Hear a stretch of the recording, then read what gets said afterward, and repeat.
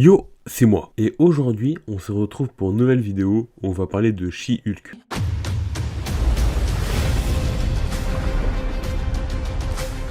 She-Hulk est une série Marvel où on va suivre l'histoire de Jennifer Walters, qui est She-Hulk, et on va voir à travers la série comment est-ce qu'elle va devoir apprendre à lier sa vie professionnelle de sa vie de héroïne. Alors, bon, on va commencer direct avec le premier point qui m'a fortement dérangé avec la série, c'est le scénario qui n'a littéralement aucun sens. Parce que le truc, c'est que là, ils ont voulu faire comme dans certaines séries, comme par exemple dans The Mandalorian, où on peut regarder chaque épisode de manière indépendante, tout en ayant une trame narrative qui est cohérente et qui a un début et une fin. Et on voit très bien qu'ils ont tenté de faire la même chose avec une trame scénaristique qui va à peu près des premiers épisodes jusqu'au dernier, notamment avec certains personnages qui vont revenir au fur et à mesure de l'histoire, sauf que le problème, c'est que c'est des personnages tellement pas attachants et détestables et dont on n'en a souvent rien à faire parce qu'ils apparaissent que l'histoire d'un épisode et après on les revoit quasi plus. Donc bon, on est un peu là en mode ouais bon, il y a des personnes qui reviennent mais un peu rien à foutre. Ou encore avec les avant-derniers et derniers épisodes qui sont censés être les climax de la série, mais je vais y revenir après justement. Et après il y a un autre point sur lequel là je suis beaucoup plus mitigé, c'est avec la CGI. Parce que bon, vous avez probablement dû voir plein de personnes sur les réseaux sociaux dire que la CGI était éclatée et tout, mais moi vraiment c'est quelque chose sur lequel je suis là en mode ouais, parce que à la base des bases,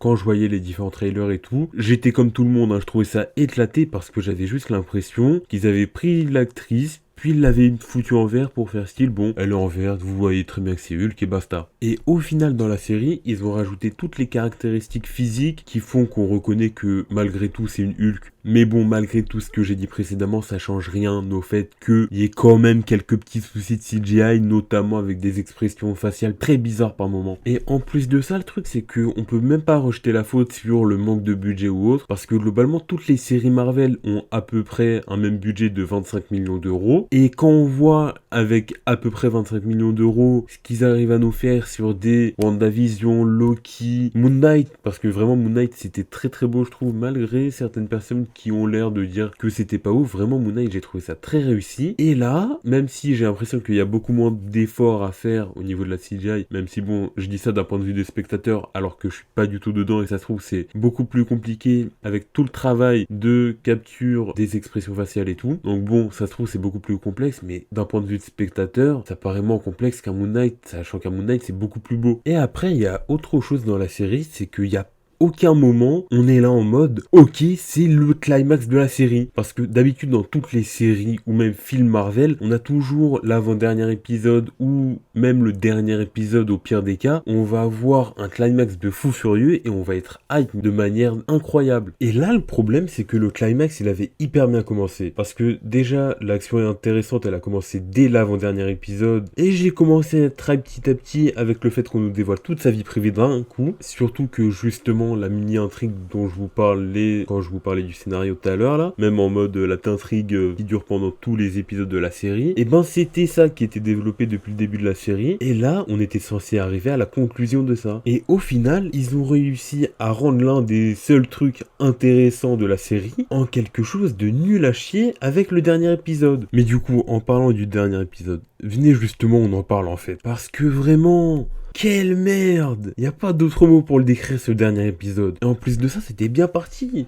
Parce qu'on était sur la continuité de l'épisode d'avant. On venait tout juste de dévoiler toute la vie privée de She-Hulk. Et du coup, je pensais qu'on allait avoir une suite, mais de fou furieux. Et on nous fait croire pendant les 5-10 premières minutes qu'on est sur cette continuité-là, justement. Mais si je parle comme ça, et si je vous en parle, c'est parce que ça va pas continuer comme ça, justement. Car d'une seconde à l'autre, on va avoir tous les personnages de la série qui se ramènent de nulle part. T'auras Bruce qui, on l'a pas vu de la série, vraiment, on l'a juste vu au tout début, et après il a pas donné un signe de vie. Il pop de nulle part, il y a d'autres personnages qui pop de nulle part, on se demande qu'est-ce qu'ils foutent là. Et en plus de ça, il y a She-Hulk qui a décidé de littéralement enculer le quatrième mur. Car après la scène que je vous ai décrite là, on va avoir toute une partie où il y a littéralement She-Hulk qui va faire une descente dans les studios de Marvel. Et là, ça va être un bordel sans nom, parce que via le dialogue et tout, on va nous annoncer qu'en fait il y aura pas de saison 2 pour She-Hulk, She-Hulk, mais il y aura un film She-Hulk? Faudra m'expliquer comment ça se fait qu'il y aura un film, hein, parce que déjà, quand on voit à quel point la série, elle était pas ouf, et elle nous a pas raconté grand chose à propos de She-Hulk, à quel moment tu veux nous faire un film sur elle, et après ça, il y aura un moment où il y a She-Hulk qui va rencontrer Kevin. Bon, quand on vous dit Kevin, et que vous y connaissez un minimum en Marvel Studios et compagnie, on pense tous à Kevin Feige. Je m'étais dit, imagine on le voit, ce serait un truc de ouf, et au final, oh la déception de fou furieux, je m'attendais à voir le petit gros de chez Marvel qui dirige tout, et au final je me tape un petit robot qui s'appelle Kevin et qui dit oui non, en fait c'est une intelligence artificielle qui écrit tous les scénarios pour faire plaisir aux gens et tout. Mais putain quelle déception. D'ailleurs par la même occasion, rien qu'avec cette scène, Marvel ils ont avoué le fait que ils faisaient du copier-coller niveau scénario au fur et à mesure des films et des séries. C'est quelque chose dont je parlerai peut-être dans une prochaine vidéo, mais globalement quand vous regardez d'un point de vue scénaristique, vous prenez une histoire classique que vous avez vue dans un Marvel, vous changez juste quelques petits éléments à gauche à droite, puis ça vous donne un autre film et vous pouvez faire ça en boucle, et globalement ça nous donne toujours les mêmes films. Et c'est quelque chose qui est clairement assumé visiblement, car carrément ils nous disent clairement dans cette scène que ils font la même chose en boucle et de toute façon ça fait plaisir aux fans quoi. Et bon,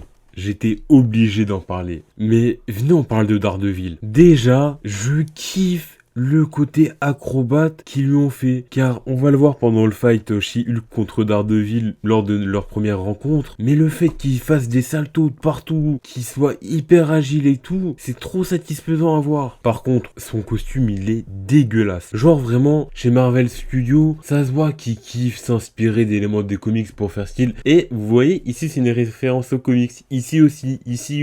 Mais par moment, faut pas s'inspirer des comics. À la base des bases, vous aviez un costume de Daredevil qui était parfait. Il y avait rien à changer et au final on nous rajoute des taches jaunes à gauche à droite qui rendent dégueulasse. Et aussi je dois avouer que je surkiffais ce côté grave sombre, ce côté héros des ténèbres qu'il avait dans la série de chez Netflix. Et là, au final, c'est devenu un Daredevil très MCU, un Daredevil très lissé, un Daredevil qui fait des vannes, un Daredevil qui met à sourire là où dans la série de mes souvenirs on le voit pas énormément sourire. Et aussi, j'espère vraiment qu'ils vont pas développer cette romance entre She-Hulk et Daredevil. J'aurais pas donné d'argument de pourquoi du comment, mais juste me créez pas une romance entre les deux, je veux pas voir ça. Et après ils ont énormément changé le traitement de l'Abomination avec un personnage de l'Abomination et de son acteur de base, j'ai plus son nom dans la série, qui va être beaucoup plus calme et que honnêtement je préfère. Enfin, le film Hulk, j'ai détesté comme les trois quarts des gens, mais vraiment là je trouve que ça dénote pas mal, mais ça dénote de manière correcte, du coup ça ne dérange pas du tout. Et bon, l'Abomination c'est bien fait hein, mais à côté chez son rival Hulk, comment ça se fait qu'il a un gosse?